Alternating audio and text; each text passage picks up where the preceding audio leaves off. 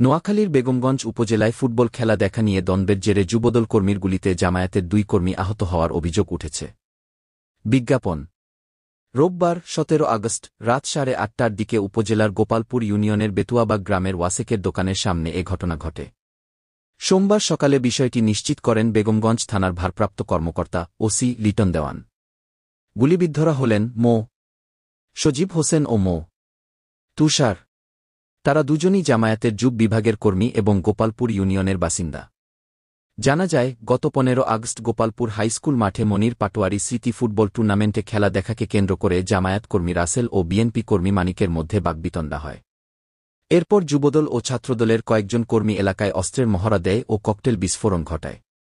রোববার সন্ধ্যায় স্থানীয়দের মধ্যস্থতায় বিরোধ মেটানোর জন্য বৈঠক বসে। কিন্তু বৈঠক শেষে যুবদল কর্মী হাবিবের নেতৃত্বে কয়েকজন হামলা চালায় এবং এলোপাতারি গুলি ছোড়ে। এতে জামায়াত কর্মী সজীব ও তুষার গুলিবিদ্ধ হন। স্থানীয়রা তাদের উদ্ধার করে নোয়াখালী জেনারেল হাসপাতালে ভর্তি করেছেন।